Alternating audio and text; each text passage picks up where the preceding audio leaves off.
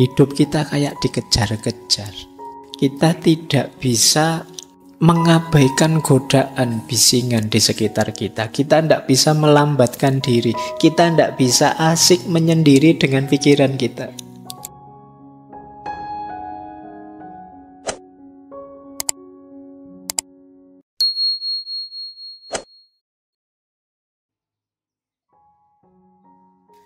Obsesi terhadap kecepatan sering membuat kita tidak menikmati hidup. Kita lebih fokus pada kuantitas bukan kualitas. Kalian kuliah misalnya, targetmu kan tercepat, terbaik. Dan terbaik itu IPK. Ini kuantitas. Jadi bukan saya kuliah biar pinter, jadi orang berkualitas, menguasai ilmu ini itu kan tidak jadi targetmu. Targetmu itu ya pokoknya pada waktunya 4 tahun pas ya lulus, kalau bisa sebelumnya, kemudian IPK-nya harus yang paling tinggi. Targetmu target kuantitas. Orang yang dikejar waktu, yang model fast itu tentu saja dia tidak menikmati kuliahnya. Kenapa? Tiap hari pikiranmu adalah gimana caranya nilai tinggi, gimana caranya cepat lulus, itu terus. Jadi mungkin nanti setelah kamu lulus baru kamu sadar, iya ya saya 4 tahun kuliah itu ngapain saja ya kemarin, rasanya kok gak dapat apa-apa selain ijazah dan gelar. Ya meskipun tidak kebalikannya, jangan merasa kalau begitu saya kemarin kuliahnya santai-santai bolos terus, bener ya Pak, enggak. Ya sangsoyo, nanti ada rumusnya slow living itu. Tapi kita sering mengukur sesuatu yang seharusnya berhubungan dengan kualitas tapi secara kuantitas saja.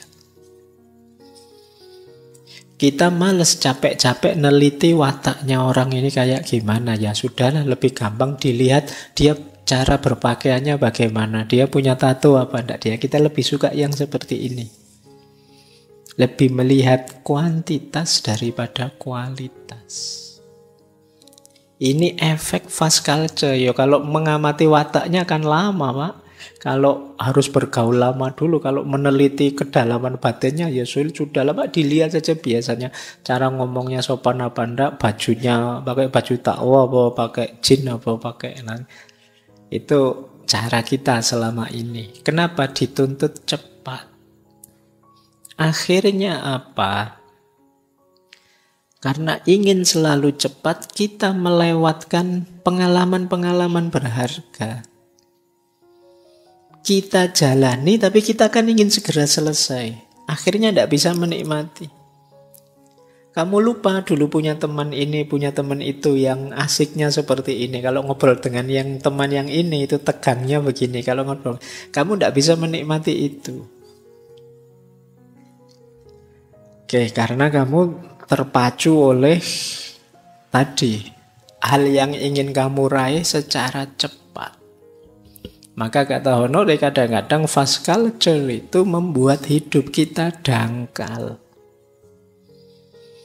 Kita seperti robot autopilot, jalan saja pokoknya. Kita tidak bisa menikmati. Misalnya kalian ngaji malam hari ini, itu ya mungkin fokus. Saya ingin segera laporan ke teman-teman bahwa malam ini saya hadir ngaji. Terus kamu fokus. Lupa kamu akhirnya tidak menikmati. Kamu sibuk nyari angle yang tepat untuk foto. Kamu sibuk. Jadi fokusmu ke situ. Tidak bisa menikmati enaknya kopi yang dibuat teman-teman takmir. Tidak bisa melihat kiri kanan temanmu. Mungkin ada yang luar biasa dan lain sebagainya. Jadi fast culture membuat kualitas hidup kita menurun. Kita jadi dangkal. Kenapa? Kita tidak menghayati, tidak mendalami hidup kita. Kita seperti mesin, seperti robot yang jalan begitu saja. Kata Honore, di era yang dibanjiri media, kaya data, tiap hari kita pindah-pindah saluran, juga ada game-game komputer, kita telah kehilangan seni untuk tidak melakukan apapun. Mengabaikan kebisingan dan gangguan di latar belakang. Memperlambat diri dan sekedar menyendiri dengan pikiran kita. Jadi hari ini, kata Honore, pada era yang secanggih ini, kita sekarang tidak bisa tidak melakukan apapun, kata Honore. Hidup kita kayak dikejar-kejar. Kita tidak bisa mengabaikan godaan bisingan di sekitar kita. Kita tidak bisa melambatkan diri. Kita tidak bisa asik menyendiri dengan pikiran kita. Kalau zaman dulu, ada anak muda misalnya, nongkrong sendirian, ngelamun, itu biasanya terus jadi bahan guyonan. Tapi sekarang tidak ada anak ngelamun. Yang ada ya anak asik dengan gadgetnya. Padahal ngelamun sambil mikiran melayang kemana-mana itu kan ada keasikannya sendiri. Mungkin yo terus dimarahi sama orang tuamu, kakean ngelamun, kesurupan kowe kesambet kowe kan mesti begitu. Jadi biar waktunya tidak lowong. Tapi paling tidak di situ kalian sedang menikmati dirimu dan pikiranmu dan khayalanmu. Itu kan keasikan sendiri. Tapi hari ini jarang orang begitu. Kalian saja waktu sendirian apa ya kan mesti gadgetmu main. Kamu mesti nyekrol TikTok, nyekrol Instagram. Kamu tidak bisa menikmati hidupmu sendiri. Jadi kata Honore, kita kehilangan seni tidak melakukan apa-apa. Jadi tidak melakukan apa-apa itu ada seninya juga gitu. Tapi kamu tidak bisa. Buktinya apa? Kamu gelisah kalau tidak melakukan apa-apa. Oh, kamu nganggur kan stres. Tapi kalau kata Honore, ada seninya itu jadi nganggur itu. Kenapa? Kamu pengennya melakukan sesuatu, kerja, terus ini, itu, terus. Padahal ya hidup itu ya tidak hanya isi, tapi harus berjeda antara isi, ya kadang kosong, kadang isi, kadang kosong. Itulah keutuhannya hidup. Kadang gas, kadang rem. Kalau isi semua, tidak ada pori-porinya, meledak hidupmu. Jadi kritik yang pertama, kualitas hidup kita turun. Pada akhirnya meskipun teknologi kita tambah hebat.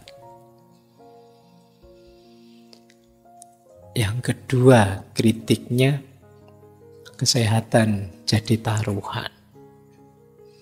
Budaya serba cepat membuat orang kelelahan, stres, muncul banyak tekanan untuk produktif.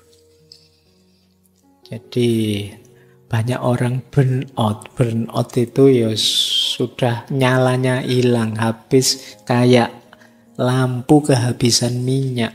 Karena apa? Kerja terus.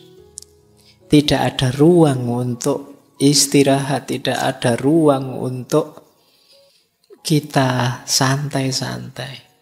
Kita jadi kayak mesin, bukan kayak manusia. Itu efek kedua. Nanti ada istilah namanya hustle culture. Jadi hustle culture itu budaya kita, cara hidup, cara berpikir kita yang menuntut untuk kerja keras terus. Orang itu hebat kalau sibuk terus. Tidak peduli waktu, tidak peduli kesehatan. Kalau ada orang bilang saya sibuk ini, wah luar biasa kamu. Masih muda sudah sesibuk itu rasanya bangga. Jadi mengagungkan kerja keras sebagai sesuatu yang ideal. Nah, coba cek ya, kalian gaya hidupmu seperti ini apa tidak. Jadi ciri-cirinya hustle culture itu yang pertama, kerja tanpa henti. Membuatmu kayak tadi lampu kehabisan minyak, kamu kelelahan, stres terus, mentalmu geser sudah. Kerja terus. Yang kedua apa? Pingin produktif terus. Kamu merasa kalau tidak produktif, kamu tidak berharga. Itu yang disebut toxic productivity. Menjadikan produktivitas sebagai ukuran utama bahwa kamu berharga. Maka kamu terus jadi kelelahan.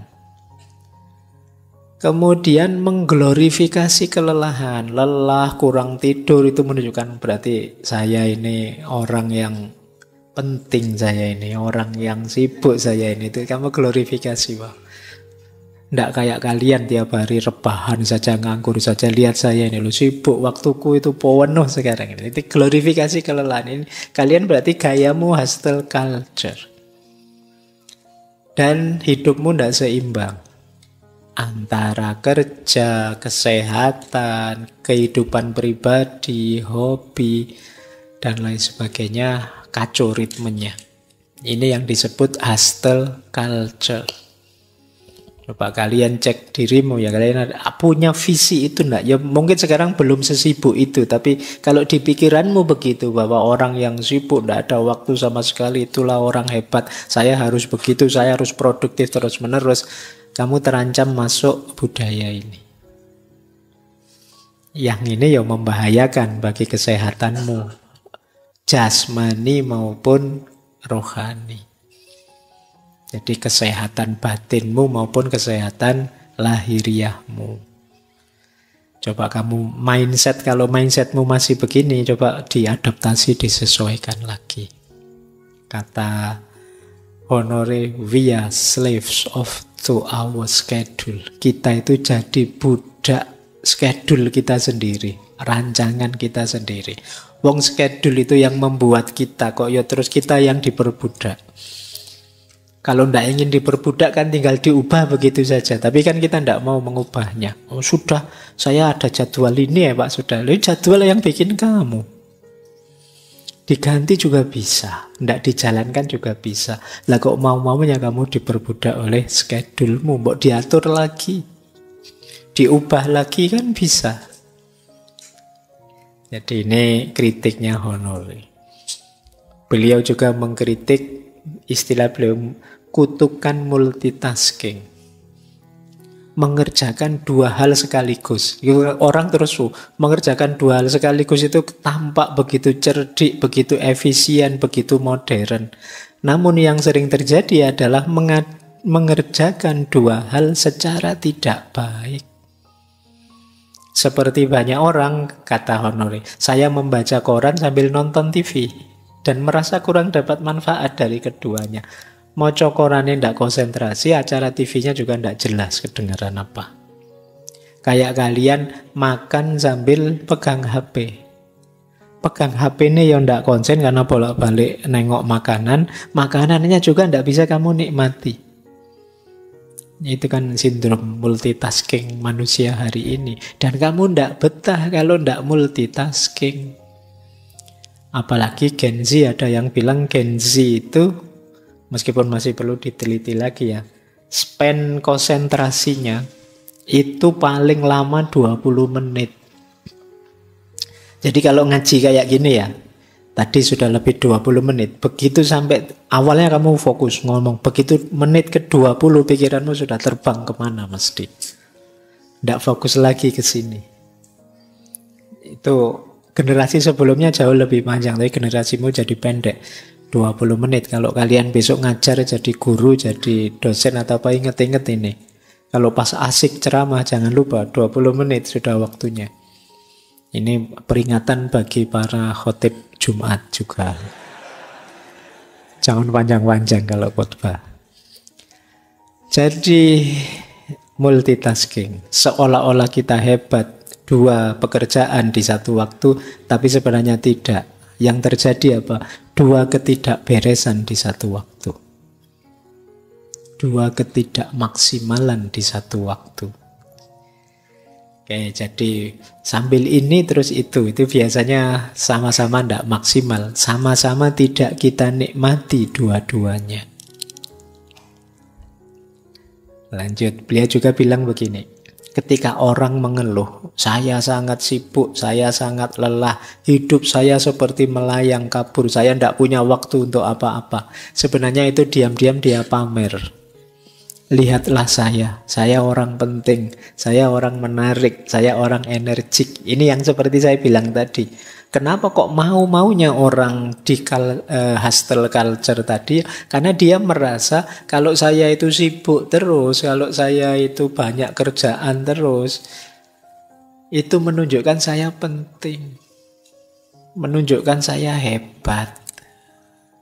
Jadi kalau temanmu ngajak, yuk besok minggu jalan-jalan yuk. Wah, mohon maaf saya ada webinar gitu. Wah, mohon maaf gitu kan. Kan rasanya kayak hebat luar biasa ya. Temenmu tulan-tulan kamu webinar lah, kamu acara. Nah, ini kata honor itu yang terjadi. Jadi kita itu merasa bangga kalau sibuk, kalau banyak pekerjaan dan lain sebagainya. Baik, jadi ini kritik kedua terhadap fast culture. Kritik ketiga, hubungan sosial jadi terancam. Kenapa? Karena kecepatan ritme hidup kita, kita sulit dekat secara mendalam dengan orang lain. Emosi kita tidak terlalu dalam terlibat dengan teman kita, sahabat kita, bahkan keluarga kita. Karena tugas-tugas yang banyak, kerja yang banyak, sampai di rumah pun, bahkan mungkin sama bapak ibunya, sama anak istrinya, tidak bisa dekat. Di rumah juga sibuk mikir kerjaan. Akhirnya kan kadang-kadang, ya ngumpul sih di rumah, tapi dengan gadgetnya masing-masing, asik, tidak saling peduli. Makan bareng sih, tapi sambil makan ya nonton HP-nya sendiri-sendiri. Itu yang di dalam rumah, apalagi yang di luar rumah.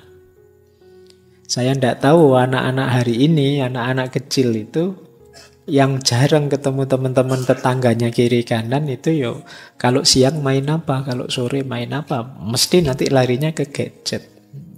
Ya syukur dia masih sekolah, mungkin di TK-nya, di PAUD-nya masih ketemu teman, tapi di luar itu ya gadget pasti. Nah, jadi hubungan sosial terancam. Kualitas hubungan antar manusia jadi dangkal. Kita tidak saling dalam, maka kita sulit berempati. Jadi kita sulit merasakan yang dirasakan orang lain. Selama ini kita yang dipikir diri kita saja. Kritik ketiga. Kritik keempat. Kata Honore, yang kita sebut cepat itu tidak selalu sama dengan efisien. Kadang-kadang cepat itu malah masalah. Karena cepat, akhirnya kualitasnya jadi kurang. Karena cepat, ada yang kelewatan keliru. Teman-teman ngerti sendirilah kalau kerja sambil kesusu-susu, itu kan mesti ada saja kurangnya. Maka hati-hati dengan slogan lebih cepat, lebih baik. Tidak mesti lebih cepat itu lebih baik. Kadang-kadang lebih cepat itu tadi jadi malah tidak efisien, malah kerja 2 kali. Akhirnya kita malah menyesal ini. Alah kemarin, ngapain aku kok kelewatan yang tadi, kok tidak hati-hati yang tadi. Itu karena terlalu cepat. Jadi ini kecepatan tidak sama dengan efisiensi dan tidak berarti lebih cepat, pasti lebih baik. Itu kata Honore, kecepatan dapat memberimu perasaan gembira yang luar biasa. Tapi itu ada tempatnya. Engkau harus menentukan batasnya dan tidak selalu menggunakan kecepatan. Kata dia, adalah bodoh untuk minum segelas anggur secara cepat dan adalah bodoh untuk memainkan Mozart terlalu cepat. Kalau kamu main Mozart, ya main musik, itu kan ya ada ritmenya. Kalau terlalu cepat bubar. Minum wine, orang sana bukan kalian. Itu kan yang minumnya sedikit, kalau kamu kan dari itu minum kok sedikit gitu ya. Tapi memang kalau banyak terus cepat malah lepas etiknya, malah ndak nikmat. Jadi ya semuanya ada ritmenya. Kalau kalian terlalu cepat, ya ndak bisa menikmati, malah terlewat. dari makna, nilai, dan kenikmatannya. Apa saja itu. Jadi ini kritik beliau. Ada lagi yang kelima, beliau mengkritik fast culture itu sering mengabaikan ritme alami hidup. Alam semesta ini termasuk manusia ada ritmenya. Ayo kita pahami, iya kita harus tahu kapan kita kerja, tapi juga harus tahu kapan istirahat. Kapan kita evaluasi, kapan kita refleksi. Anak-anak juga ada ritmenya, orang dewasa ada ritmenya, setiap makhluk ada ritmenya. Begitu kita kacau ritme kita, putus ritmenya, pasti tidak seimbang. Pasti kemudian ada masalah dalam hidup kita. Jadi nanti slow living itu tidak sekedar lambat, tapi sebenarnya mengembalikan lagi ritme alami ini. Yang kemarin-kemarin kita terlalu cepat. Baik, kita lanjutkan karena masih banyak kritiknya. Yang kedelapan, konsumerisme. Jadi peradaban hari ini dicirikan oleh konsumerisme. Kenapa konsumerisme? Ya kita ingin belanja, ingin membeli, ingin banyak uang demi memenuhi ini itu. Dan untuk bisa memenuhi keinginan konsumen kita, ya kita harus kerja keras, kita harus terus-menerus. Jadi hari ini kita sulit membedakan antara kebutuhan dengan keinginan. Ini dua hal yang berbeda. Makan itu kebutuhan, makan enak itu keinginan. Pakai baju itu kebutuhan, pakai baju yang bermerek itu keinginan. Konsumerisme itu kalian lebih disetir oleh keinginan-keinginanmu yang kadang-kadang tidak relevan. Biasanya keinginan ini jauh lebih mahal. Maka untuk bisa memenuhi keinginanmu, kamu perlu kerja keras. Kamu perlu melakukan multitasking tadi. Kamu perlu cepat melakukan ini itu biar segera melakukan yang lain, biar dapat uang banyak, biar bisa memenuhi keinginan-keinginanmu. Jadi peradaban konsumerisme membuat kita ingin terus belanja, dan untuk itu kita perlu biaya, dan untuk banyak biaya kita perlu banyak kerja, bila perlu lembur, bila perlu lupa istirahat, dan seterusnya. Jadi lingkaran setannya di situ. Jadi kita, pokoknya hidup kita hari ini kan hidup untuk belanja. Kerja untuk belanja, kan kerjaanmu tiap hari buka Shopee, buka Tokopedia. Oke ya, jadi berarti apa? Fast culture itu mempromosikan gaya hidup yang merugikan, tidak hanya secara emosional tapi juga secara ekonomi, secara sosial. Baik. Oke ya, ini kritik ke-6. Kritik ke-7. Banyak ternyata kritiknya sampai 7. Ya ini pemetaan saya saja. Beliau mengkritik fast culture itu membuat kita kehilangan kesadaran penuh, tidak bisa menikmati momen. Itu yang kemarin kita bahas panjang di mindfulness. Mari hidup secara mindful. Hidup secara mindful itu kita sadari sepenuhnya yang kita lakukan sekarang dan kita nikmati, kita hayati. Apa saja yang kita lakukan. Mungkin duduk di masjid ini mengikuti ngaji. Mungkin nanti setelah ini kalian sambil baca buku atau sambil nonton TV atau sambil ngobrol dengan teman atau nongkrong di angkringan. Nikmatilah setiap momen, rasakan, hayati. Itu akan membuatmu lebih bahagia. Sementara selama ini kita sering hidup seperti saya bilang tadi, rutin saja, autopilot saja, tidak menikmati. Biasanya kalau pagi sarapan itu, ya sudah diulang lagi sarapan itu tanpa kayak orang tidak sadar. Misalnya kalian biasa nih sarapan roti, sudah beli roti sak kotak berapa gitu. Meskipun kadang ya dimakan 2-3 terus jamuran. Iya Bang. Nah itu kamu tiap pagi begitu, terus akhirnya kamu kan rutin itu. Begitu rutin autopilot, kamu tidak menikmati. Pokoknya pagi mandi, kayak robot itu kan. Terus habis mandi ganti baju, setelah itu duduk ngambil roti, terus makan, setelah itu makan. Jadi tidak ada kesannya sama sekali. Kenapa bisa begitu? Fast culture. Kalian dikejar-kejar oleh peradabanmu untuk segera menyelesaikan ini itu, untuk segera produktif ini itu. Padahal misalnya kalian sadari, kalian nikmati, hidupmu kan akan jauh lebih membahagiakan tanpa harus mengorbankan yang harus kalian tuju tadi. Jadi kan tujuanmu tetap bisa tercapai meskipun kalian menyadari sepenuhnya dan menghayati apapun yang kalian lakukan.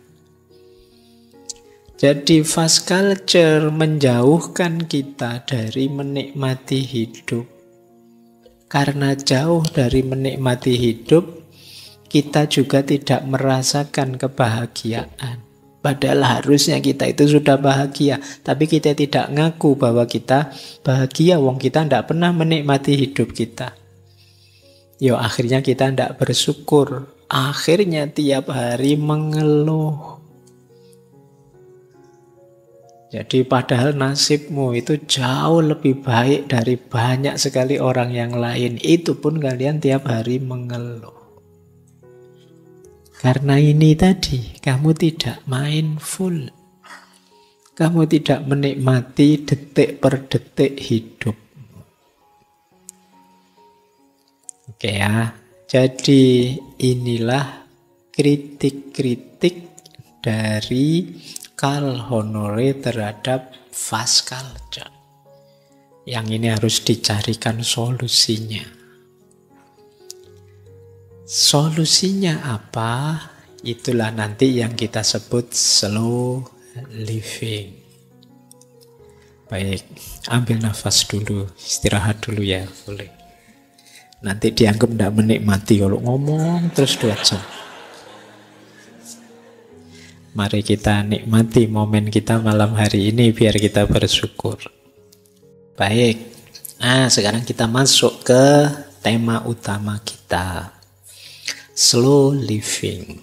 Slow living itu, ini kalau dari bukunya ya, maknanya secara umum filosofi hidup yang menekankan pentingnya memperlambat ritme untuk menikmati momen, mendalami pengalaman, dan menghargai kualitas daripada kuantitas dalam segala aspek kehidupan. Jadi karena memang peradaban kita hari ini agak terlalu cepat, ada pentingnya kita lambatkan sedikit. Nanti di bagian bukunya yang lain beliau bilang begini, slow living itu satu revolusi budaya yang menentang anggapan bahwa lebih cepat selalu lebih baik. Jadi jangan didefinisikan cepat pasti lebih baik. Filosofis slow, kata Honore, bukan tentang melakukan segala sesuatu dengan kecepatan lambat. Jadi meskipun begitu bukan kok terus ayo kalau begitu berlambat-lambat, bukan itu. Tetapi berusaha melakukan segala sesuatu dengan kecepatan yang tepat. Jadi karena sebelumnya kita terlalu cepat, fast culture kan perlu diperlambat. Diperlambat itu biar ketemu ritmenya yang pas. Jadi targetnya bukan berlambat-lambat, tapi menemukan ritme yang tepat, yang pas. Karena kemarin terlalu cepat. Jadi slow living itu bukan hidup yang santai-santai, males-males, nge-slow saja. Tidak begitu. Tapi hidup yang tepat kecepatannya. Kata Honore, menikmati jam dan menit daripada sekedar menghitungnya. Kita selama ini kan lebih banyak menghitung waktu, bukan menikmati waktu. Sudah berapa jam ngaji kita ini? Wah, kurang berapa menit lagi ya. Saya kok rasanya sudah tidak betah ini. Saya kan ini. Kamu tidak bisa menikmati momen, kamu menghitung waktu tiap hari. Wah, sudah kuliah semester 2 sekarang atau semester 3 sekarang. Berarti kurang 2 tahun 3 bulan. Kamu ngitung waktu terus. Wah, usia saya sekarang sudah 25 tahun lagi, berarti nanti ditanya kapan nikah ini mesti. Karena kamu ngitung waktu. Kamu tidak bisa menikmati waktu yang kamu lakukan selama ini menghitung waktu. Dan itu menyiksa. Tidak enak menghitung waktu itu. Nah, slow living filosofinya apa? Menikmati waktu, jam dan menit daripada sekedar menghitungnya. Melakukan segala sesuatu sebaik mungkin, bukan secepat mungkin. Filosofi ini tentang kualitas, bukan kuantitas dalam segala hal. Mulai dari pekerjaan, makanan, hingga mengasuh anak. Jadi ini beliau ingin semacam revolusi. Yuk manusia mulai ngerem, manusia mulai melambatkan diri. Jangan terlalu cepat, terlalu ambisius itu merusak. Nah, maka kalau kita rumuskan lagi ya, mari kita luruskan ada beberapa miskonsepsi, awas keliru. Yang pertama, slow living bukan berarti malas. Awas keliru ya, karena kadang-kadang kalian memaknai slow Pak, makanya saya tidak lulus kuliah sampai semester 14, tidak apa-apa Pak. Saya slow prinsipnya Pak, bukan itu. Jadi slow itu lebih hidup efektif. Mengalokasikan waktu untuk hal yang memang fokus, yang memang prioritas, yang memang cocok. Jadi bukan males. Jadi slow living ini tidak untuk yang males. Tapi untuk yang terlalu cepat, untuk mengurangi kecepatannya. Ya meskipun ada yang bilang, tapi males itu kadang-kadang penting loh Pak. Ya. Ada satu buku yang menjelaskan begini, alhamdulillah masih ada orang males. Paling tidak ada orang yang tidak ikut menyumbang kekacauan dan kerusakan di muka bumi. Iya, kemarin kan kita belajar ekologi bulan lalu itu betapa agresifnya manusia karena ambisinya, cita-citanya, keinginannya terus bikin kerusakan ini, kerusakan itu. Nah, paling tidak orang males itu tidak ikut andil merusak dunia ini. Wong dia ndak ngapa-ngapain kok. Itu jasanya paling ndak itu ya. Oke. Meskipun jangan kamu pakai alasan, nanti ini dipakai alasan, Pak. Saya males itu ya, mending Pak, saya ndak ikut andil ngerusak gitu. Oke, jadi slow living bukan berarti males. Yang kedua, slow living bukan berarti menunda. Waktunya kerja ya kerja saja, tapi ngerti ritmenya. Jangan tergesa-gesa, juga jangan ditunda. Kalau memang sudah waktunya action, action. Kita pilih yang paling cocok, waktu yang paling tepat, durasi yang paling sesuai untuk kita. Kita tahu kapan dikerjakan, kapan istirahat. Jadi bukan menunda. Dan juga bukan, nanti ada yang bilang slow living itu kan mungkin gaya hidup cocoknya ya di pedesaan-pedesaan Pak, daerah dalam. Ini gaya hidup yang penting untuk semua orang. Siapapun perlu gaya hidup yang tepat seperti ini, kata Honor. Di kota maupun di desa. Jadi kalau dulu kesannya yang nge-slow itu orang desa, ya mungkin orang desa sudah menjalankan serba sedikit konsep slow living ini. Bisa menikmati hidup, bisa mindful. Harusnya gaya di desa menulari yang kota. Tapi kan sekarang kebalikannya. Gaya kota nular ke desa. Orang desa sekarang tidak kalah ambisius. Tidak kalah kemerungsungnya dengan orang kota. Tidak kalah fastnya peradabannya. Kalau tidak percaya kalian nanti yang kuliah di sini waktu pulang kampung mesti kaget-kaget. Perubahannya cepat juga di desa kita itu. Nah, jadi ini tidak desa, tidak kota. Jadi tidak hanya untuk negara maju, tapi juga untuk kita. Kita kan sebenarnya juga sudah maju ya. Insya Allah. Iya kan, harus optimis kita. Baik, jadi ini miskonsepsi. Banyak yang salah paham terhadap slow living. Bukan malas, bukan menunda-nunda, juga bukan cocoknya di pedesaan saja. Kata Karl Honore, bersikap lambat berarti mengendalikan ritme hidup sendiri. Engkaulah yang memutuskan berapa cepat harus melangkah dalam konteks apapun. Jika hari ini aku ingin melangkah cepat, aku akan melangkah cepat. Jika besok aku ingin melangkah lambat, aku akan melangkah lambat. Yang kita perjuangkan adalah hak untuk menentukan tempo sendiri.